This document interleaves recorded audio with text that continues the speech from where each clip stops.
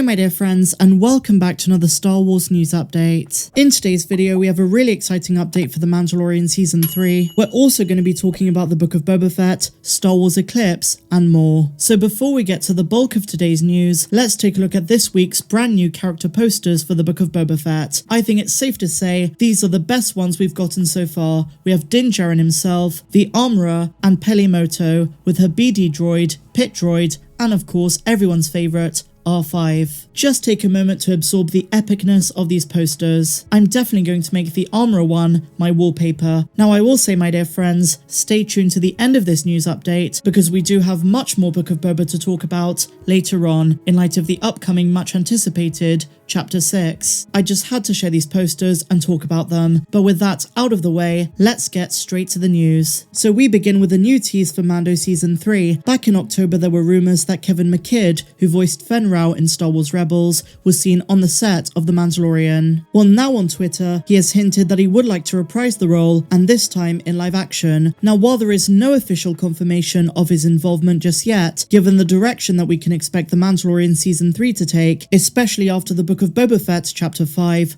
more Mandalorians like Fenn seem inevitable. And the fact that Kevin McKidd went out of his way to respond to these rumours makes me think he already knows that he's going to be back. We know that the Mando-verse is going to continue the story of Star Wars Rebels, especially in the Ahsoka series, with characters like Sabine Wren, Thrawn, Qi'ra Syndulla and Ezra Bridger, but other familiar faces are likely as well. And as I've said in the past, if you've not seen Star Wars Rebels, you're really missing out. Once you get past the animated style, you'll find that it's some of the best Star Wars content that Disney Star Wars has to offer. In case you're not familiar, Fenn Rau was a Mandalorian male who served as Skull Leader during the Clone Wars, and after the rise of the Empire, he was the leader of the Protectors of Concord Dawn. After Fenn Rau attacked Qi'ra Syndulla's diplomatic mission, Sabine Wren and Kanan Jarrus launched a retaliatory attack which ended with his capture by the rebels. In captivity, Rau ordered his protectors not to rescue him and to give the rebellion free passage through the Concord Dawn system. Now after the rebels lost contact with the protectors,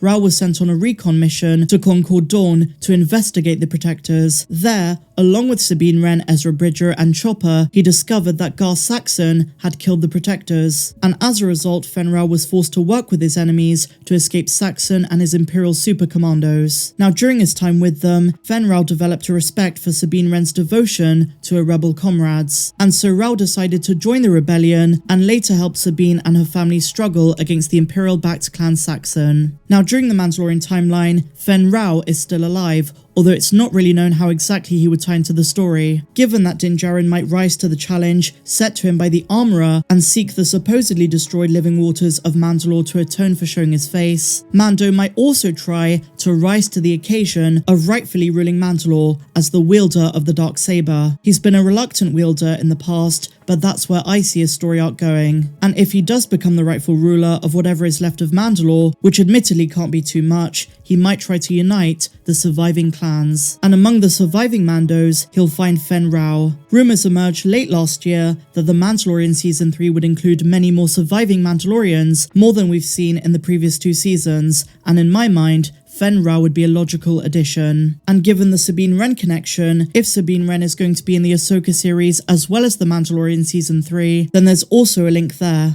Now, as we know, the Ahsoka series is going to continue on from Season 4 of Rebels, and Ahsoka and Sabine Wren are on the search for Grand Admiral Thrawn and Ezra Bridger. But despite their mission, there is more story to tell with Sabine Wren, the Darksaber and Mandalore. How is it going to exactly play out? We're just going to have to wait and see, but many fans still believe that Sabine Wren is going to wield the Darksaber once again by the time of the end of the Mando-verse, although I heavily lean towards the fact that Mando, Din Djarin himself, is going to be the rightful ruler and he's going to step up to the occasion. And as many people have speculated, if Luke Skywalker is going to be in the Book of Boba Fett, he could teach Din how to properly use the Darksaber.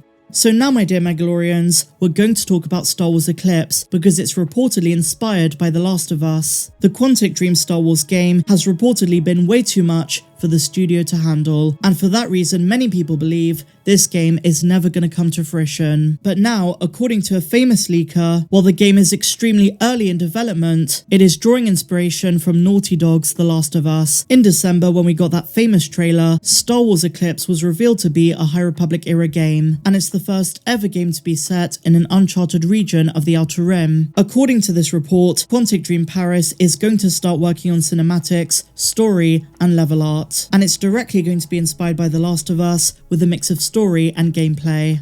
And now guys, just a tidbit for the Book of Boba Fett. Star Wars have confirmed that the Mandalorian's N1 Naboo Starfighter is different from the one that Anakin piloted in The Phantom Menace. Most of us already knew this, and it would be way too coincidental if it were the exact same one, but they are in fact different, but of the same model. Some fans thought it might be the same one, given that Chapter 5 was very much a love letter to The Phantom Menace, but in fact no. Having said that, in The Mandalorian Chapter 9, there was a direct connection to Anakin Skywalker when Marshal Cobb Vanth rode a tricked out pod racer engine, and that was built directly from Anakin's pod racer engine. And since we were taken back to Tatooine, many people thought that maybe there was another direct connection with the N1, and while it was a nod to the model in the prequels, it's not the exact vehicle that Annie used. But what an amazing time to be a prequels fan. Lots of Easter eggs and callbacks, not to mention the Attack of the Clones flashbacks in earlier episodes of the Book of Boba Fett, plus the fact that we have Obi-Wan Kenobi,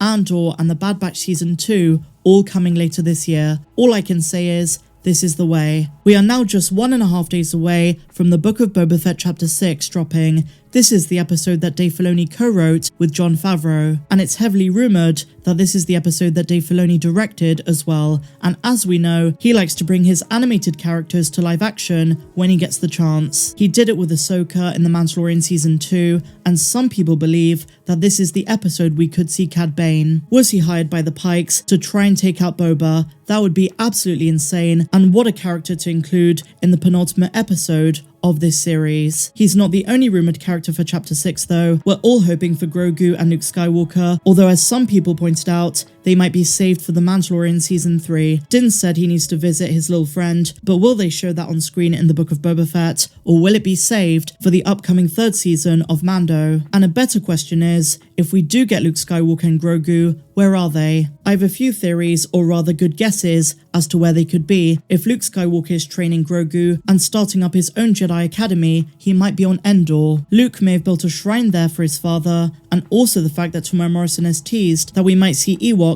in this series. The forest moon of Endor is an ideal location for Jedi training, and I could definitely see them bringing us back there in Chapter 6, which would also rhyme directly with Episode 6, Return of the Jedi. Another good suggestion is Ajan Kloss. This was the jungle moon that Luke trained Leia at after Return of the Jedi. We know this from the flashback sequence in Episode 9. As I say, we're really close to finding out. If of course Luke and Grogu are in this episode, that would be a dream come true. I'm really hoping they go all out in these last 2 episodes, so fingers crossed. I can't wait to break it all down when it comes out. But otherwise, my dear friends, that brings us to the end of this news update. If you enjoyed this one, you know what to do. Please give me a big fat thumbs up. Subscribe to the channel if you're new, and a huge welcome if you are. And also, why not consider becoming a patron? The link is down there in the description. But otherwise, may the force be with you all. I'm Star Wars Meg. Have a good one.